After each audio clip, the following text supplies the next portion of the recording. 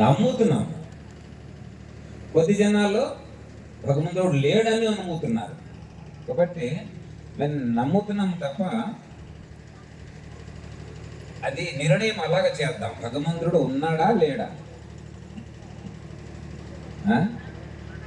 ఇక్కడ స్టేజ్ మీద జ్యోతిర్మయానంద మాతాజీ ఉన్నారా లేరా అంటే, ఉన్నారని మీరు ఎవరు చెప్పగలరు? లేరు అని కూడా ఎవరు చెప్పగలరు?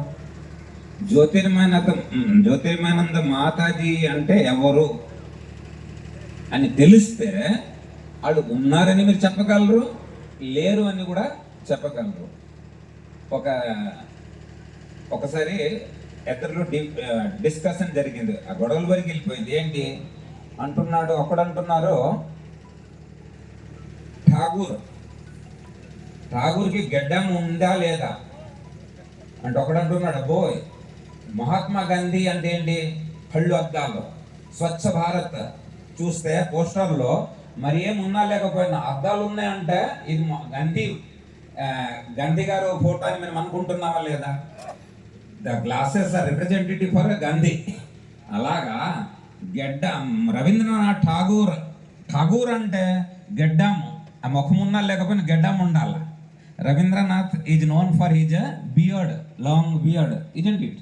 కాబట్టి ఒకటంటే అరే రవీంద్రనాథ్ ఠాగూర్ గడ్డం లేకపోతే ఠాగూర్ ఏమండి, ఠాగూర్కి గడ్డం ఉంది అంటున్నాడు.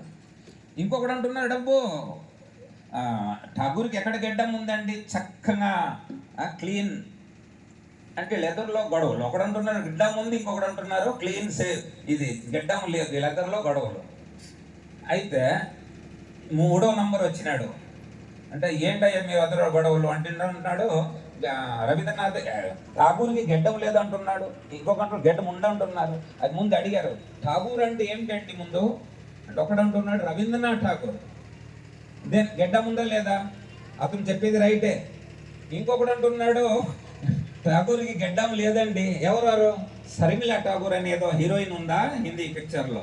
కాబట్టి ఠాగూర్ ఎదురుకు తలకాయలో ఠాగూర్ అని ఉంది, కానీ ఒక్కటి తలకాయ ఠాగూర్ అంటే ఏంటి, రవీంద్రనాథ్ ఠాగూర్. ఇంకొకటి తలకాయలో ఠాగూర్ అంటే ఏంటి, శర్మిలా ఠాగూర్.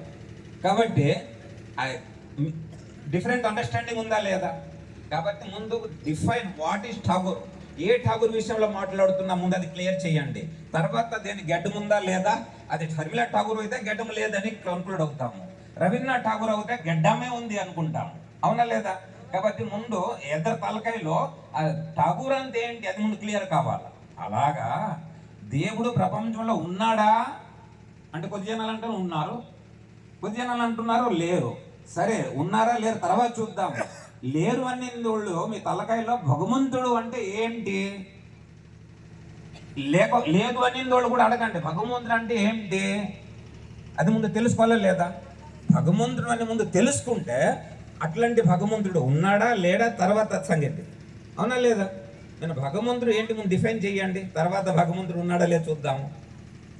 లేకపోతే వాళ్ళిద్దరూ గొడవలు చేసిన లేదా ఆ ఠాగూర్ విషయంలో ఇది కూడా అలాగే ఉంటుంది. కాబట్టి ఫస్ట్ భగవంతుడు ఉన్నాడని చెప్పింది కూడా లేడని చెప్తే కూడా ముందు భగవంతుడు అంటే ఏమిటి డిఫైన్ చేయండి. అయితే ఏది కానీ ప్రపంచంలో ఈరోజు మన ప్రపంచంలో గొడవలు సంవత్సరాలు ఇది రష్యా యుక్రెయిన్ ఇవన్నీ యుద్ధాలు నడుస్తూ ఉన్నాయి. ఎందుకు అంటే ఈవెన్ ముస్లిం, హిందూ, ఇండియా, పాకిస్తాన్ ఈ యుద్ధాలకి కారణం ఏమిటి అంటే భగవంతుడే, అవునా లేదా? ఏమంటే భగవంతుడు అంటే హిందువులకి ఒక నమ్మక, ముస్లింలకి ఇంకొక నమ్మక. హిందువుల్లో కూడా వైష్ణవ శైవుల్లో ఒకడు ఇలాగ నామాలకు వస్తా అంటాడు, ఇంకొకటి ఇలాగ నామాలకు వస్తాడు. ఒకడంటాడు శివుడు ప్రసాదం తీసుకోకంటాడు, మన శివాలయం ప్రసాదం తీసుకోకూడదు, శివ కూడా అనకూడదు. ఇంకొకటి అంటాడు రామరామ విష్ణు కూడా అనకూడదు అంటాడు. చూడండి, అయితే ఇవన్నీ ప్రపంచంలో అన్ని గొడవలకి కారణం ఏమిటి అంటే భగవంతుడు. లేదంటే స్కూల్ చేద్దాం అనుకున్నారు, అందరికి ఉపయోగపడుతుంది. లేదంటే గార్డెన్ వాకింగ్ గురించి పార్క్ చేద్దాం, గార్డెన్ చేద్దాము, అందరూ ఉపయోగించుకుంటారు. లేదంటే సులభ శౌచాలయం చేద్దామండి, అందరూ ఉపయోగించుకుంటారా లేదా? అక్కడ గొడవలు ఉంటాయా? దేవుడు గురి నుంచి స్థలం చేద్దాం అనుకున్నాడు అనుకోండి, ఒక్క గుడి కట్టుకుంటే సరిపోతుందా? హిందువులకి వేరు కట్టుకోవాల్సిందే, ముస్లిమ్స్లకి వేరు, క్రిస్టులకి వేరు, ప్రతి ఒక్కరికి వేరు వేరు.